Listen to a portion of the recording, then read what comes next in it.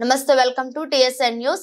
BJP BRS పార్టీల స్వభావాలు ఒక్కటేనని నమ్మిన ప్రజలను నట్టెట్టా ముంచేస్తాయని తెలంగాణ రాష్ట్ర ముఖ్యమంత్రి యనుమల రేవంత్ రెడ్డి అన్నారు. నమ్ము అంటే నమ్మించి మోసం చేయడమేనని ఆయన వ్యాఖ్యానించారు. PV expressway dairy farm చౌరస్తా నుంచి పిల్లర్ నెంబర్ 105 వరకు చేవెళ్ల ఎంపీ అభ్యర్థి రంజిత్ రెడ్డితో కలిసి భారీ రోడ్ షోను నిర్వహించారు. ఈ సందర్భంగా రోడ్ షోలో ముఖ్యమంత్రి రేవంత్ రెడ్డి బీఆర్ఎస్ బీజేపీల వైఖరిపై నిప్పులు చెరిగారు.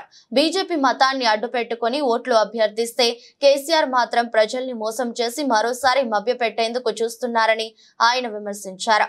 తాజాగా బీజేపీ రాజ్యాంగానికి విరుద్ధంగా ఎన్నో రిజర్వేషన్లను రద్దు చేయాలని చూస్తుందని ఆయన విమర్శించారు.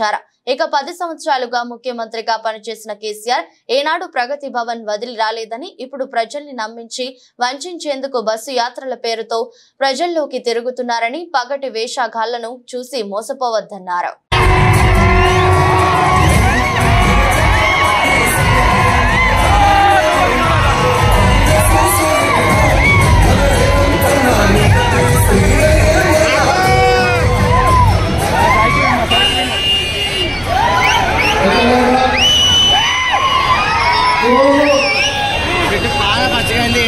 सोनिया गांधी श्री मल्लिकार्जुन खड़गे गारू చేవెళ్ల పార్లమెంట్ నియోజకవర్గ అభ్యర్థిగా డాక్టర్ రంజిత్ రెడ్డి గారిని కాంగ్రెస్ పార్టీ ఇక్కడ ఎన్నికల బరిలో దించితే వారిని ఆశీర్వదించడానికి వేలాదిగా మా ఆడపిల్లలు, మా సోదరులు, మా మిత్రులందరూ ఇచ్చేసి ఎన్నికల ప్రచారంలో వేదిక మీద పెద్దలు మీరందరూ ఇచ్చేసినాక, మిమ్మల్ని చూసినాక నాకు 100% నమ్మకం, విశ్వాసం కలిగింది. కాంగ్రెస్ పార్టీ 3 రంగుల జెండాను ఎగరేసి రంజిత్ రెడ్డిని పార్లమెంట్ ముందు పంపిస్తారనే నమ్మకం నాకు కలిగింది. మిత్రులారా, ఈ వేదిక మీద నుంచి తెలంగాణ సమాజానికి 3 అంశాలను ప్రధానంగా ప్రస్తావించదలుచుకున్నా.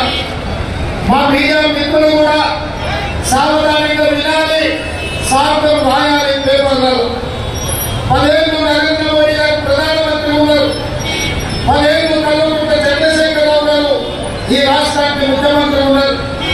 వారిద్దరూ 10 ఏళ్ళ ప్రజలకు ఇచ్చిన హామీ మీకు తెలుసు.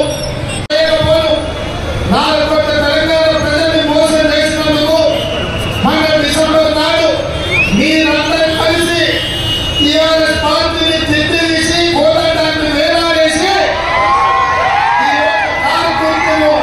కార్ఖానకు పంపించారు. అయ్యే కొడుకు చెప్తున్నారు కార్ఖానకు వెళ్ళి వాళ్ళు వాపసు వస్తారని. మాకైనా చెప్తున్నాడు, సార్ కార్ఖాన నుంచి వాపసు రాదు, నువ్వు కానీ సంపాదించింటే దానికి పని అయిపోయింది అని చెప్పి. అందుకే ఇవాళ కేసీఆర్ ఎన్ని చెప్పినా, కేసీఆర్ ఎన్ని అబద్ధాలు మాట్లాడినా, తండ్రి 2 గంటలు, తండ్రి 4 గంటలు, కొడుకు 2 గంటలు ఈ మీద కూర్చొని ఎంత దుఃఖం వెళ్ళిపుచ్చిన ప్రజలకు సానుభూతి రాలేదు. ఇవాళ ఆ సానుభూతి రాలేదు అని చెప్పి చంద్రశేఖరరావు గారు బస్ వేసుకొని బయలుదేరి పని అయిపోయిందని ఇవాళ బస్ వేసుకొని బయలుదేరి నిన్న మిర్యాల కూడా పోయిండు, సూర్యాపేట పోయిండు, భువనగిరికి వచ్చాడు. ఇవాళ